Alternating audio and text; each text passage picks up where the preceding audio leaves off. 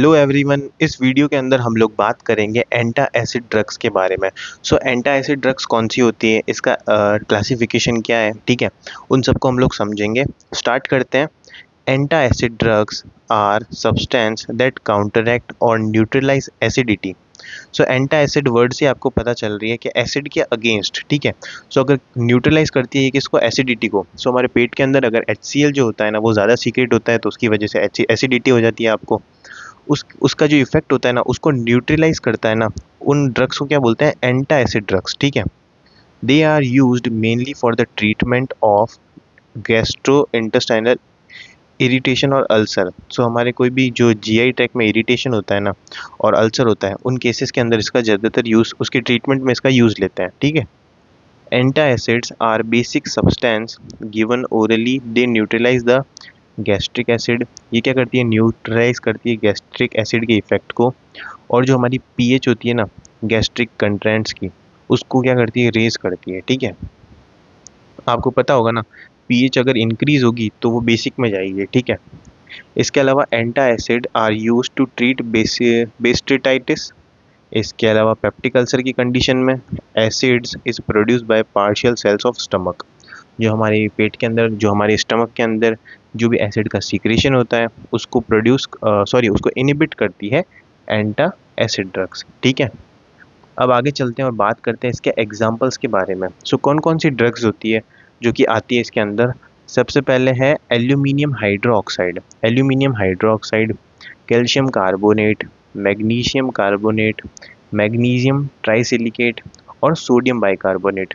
ये सारी जो हमारे पास एग्जांपल्स है एंटा एसिड ड्रग्स के। अब वन बाय वन इनको डिटेल में कवर करते हैं, ठीक है। सबसे फर्स्ट है हमारे पास एल्यूमिनियम हाइड्रोक्साइड, ठीक है। एल्यूमिनियम हाइड्रोक्साइड है ये। एल्यूमिनियम हाइड्रोक्साइड क्या होता है, show acting it is also an form protective coating over the ulcer. Basically क्या होता है ना, अल्सर क्या होता है, सबसे पहले तो जो हमारा स्टमक का जो पार्ट होता है ना, ठीक है। फॉर एग्जांपल ये आपके स्टमक का पार्ट है। अब यहाँ पर जो ये लेयर होती है ना, अगर इसके अंदर डैमेज हो जाए या इसके अंदर कोई भी होल हो जाए तो उसको हम लोग बोलेंगे अल्सर, ठीक है। अब ये अल्सर क्यों कॉज होता है, जनरली क्या होता है ना, HCl का लेवल, हाइड्रोक्लोरिक एसिड जो होता है ना हमारी स्टमक के अंदर, उसका जो लेवल है अगर वो ज़्यादा हो जाए, ठीक है, तो उसकी वजह से ये जो पेप्सिन की जो लेयर होती है वो डैमेज हो सकती है और अल्सर कॉज होता है, ठीक है। उस अल्सर को है ना, उस अल्सर के ऊपर क्या करती है, कोटिंग कर देती है एल्ब्यूमिन हाइड्रोक्साइड। अगर हम लेते हैं तो उस कोटिंग की वजह से क्या होता है, अल्सर जो होता है वो रिकवर अच्छे से हो पाता है और ज़्यादा फैलता नहीं है, ठीक है। तो उस कंडीशन के अंदर, यानी कि अल्सर की कंडीशन के अंदर एक प्रोटेक्टिव कोटिंग का काम कौन सी ड्रग करती है, albumin hydroxide. It is usually used और एज जेल और मिक्सचर। ये जेल और मिक्सचर की फॉर्म में ज़्यादातर यूज़ होती है। इसके अलावा ये 5 से 10 ml दी जाती है डोज के अंदर, ठीक है। Availability as capsule and tablet, ये कैप्सूल की फॉर्म में और टेबलेट की फॉर्म में ज़्यादा अवेलेबल होती है। इसके अलावा constipation is main side effect, यानी कि इसका जो साइड इफ़ेक्ट है ना, जो हमारे पास एल्ब्यूमिन हाइड्रोक्साइड है ड्रग, उसका जो साइड इफ़ेक्ट क्या है, कॉन्स्टिपेशन, या कॉन्स्टिपेशन कॉज करवाती है, ठीक है। Given after food at night, और इसको जनरली रात के खाने के बाद या ही लिया जाता है, ठीक है। नेक्स्ट हमारे पास है मैग्नीशियम कार्बोनेट। अब मैग्नीशियम कार्बोनेट क्या होता है, magnesium salt are available as carbonate and hydroxide. Magnesium carbonate और मैग्नीशियम हाइड्रोक्साइड दोनों ड्रग्स होती है, ठीक है। इसका जो डोज होता है ना मैग्नीशियम कार्बोनेट का, वो 200 से लेकर 500 मिलीग्राम यूज़ होता है। और ये स्लो एक्टिंग एंटा एसिड है, यानी कि सबसे धीरे काम करती है ये ड्रग, ठीक है। इसके अलावा diarrhoea is the side effect due to laxative properly dangerous, यानी कि अगर किसी पर्सन को अगर डायरिया है तो उस केस के अंदर ये साइड इफेक्ट कॉज करेगी, ठीक है। When used with renal failure, और इसके साथ साथ रीनल फेलियर है, अगर किसी को भी किडनी से रिलेटेड कोई भी प्रॉब्लम है तो उस कंडीशन के अंदर भी आप मैग्नीशियम कार्बोनेट ना यूज़ करो तो ये अच्छा है, ठीक है। नेक्स्ट हम लोग देखते हैं अगली कैटेगरी को, जो कि है कैल्शियम सॉल्ट। अब कैल्शियम सॉल्ट क्या होता है, ये कैल्शियम कार्बोनेट क्या होता है, calcium carbonate is the most common, यानी कि सबसे कॉमन एंटा एसिड ड्रग जो होती है ना वो कैल्शियम कार्बोनेट ही होती है। इसका जो डोज है वो 1 ग्राम से लेकर 5 ग्राम तक यूज़ किया जाता है। रेगुलर यूज़ में रिजल्ट इन किडनी स्टोन, अगर इसका लंबे समय तक यूज़ किया जाए इस ड्रग का तो किडनी स्टोन भी पेशेंट के अंदर हो सकता है, ठीक है। लॉन्ग ड्यूरेशन में कॉज इंक्रीज गैस्ट्रिक सीक्रेशन या गैस्ट्रिक एसिड सीक्रेशन। सो जो बॉडी के अंदर गैस्ट्रिक एसिड का सीक्रेशन होता है उसको भी ये बढ़ा सकती है अगर लंबे समय तक यूज़ किया जाए तो, ठीक है। सीक्रेशन रिबाउंड एसिडिटी, जिसकी वजह से एसिडिटी भी हो सकती है।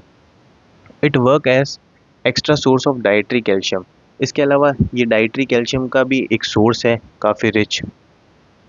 नेक्स्ट है हमारे पास सोडियम बाइकार्बोनेट।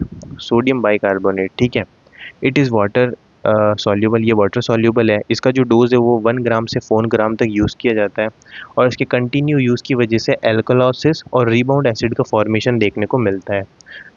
सो ये थी हमारे पास पूरा क्लासिफिकेशन। अब हम लोग बात करते हैं नर्सिंग रेस्पॉन्सिबिलिटीज़ के बारे में, यानी कि इन ड्रग्स का जब यूज़ करते हैं तो उसके अंदर कुछ नर्सिंग रेस्पॉन्सिबिलिटीज़ होती है, जैसे कि assess allergies and condition that prevent use of antacid, ठीक है।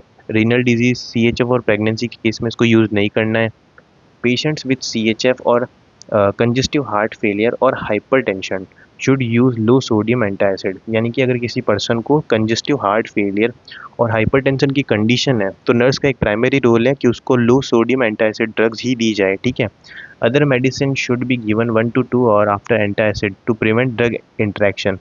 जब हम एंटा एसिड ड्रग्स दे रहे हैं पेशेंट को तो कोई भी दूसरी ड्रग नहीं देनी है 1 से 2 घंटे तक, ताकि जो ड्रग्स है उनका इंट्रैक्शन प्रिवेंट हो सके, ठीक है। नेक्स्ट है हमारे पास इसके side effect. So side effect क्या क्या है इसके? साइड इफ़ेक्ट्स है हमारे पास कॉन्स्टिपेशन, डायरिया और एब्डोमिनल पेन। सो ये थे इसके साइड इफ़ेक्ट्स, ठीक है, जो कि इस ड्रग के यूज़ करने की वजह से देखने को मिलते हैं। सो यही था हमारा पूरा टॉपिक। आई होप आपको पूरा टॉपिक समझ आया होगा। समझ आया तो please like, share and subscribe the video. और अगर आपको इस इस PDF की कंप्लीट PDF चाहिए ना इस टॉपिक की, तो आप टेलीग्राम चैनल NSG लाइब्रेरी जाकर ज्वाइन करो।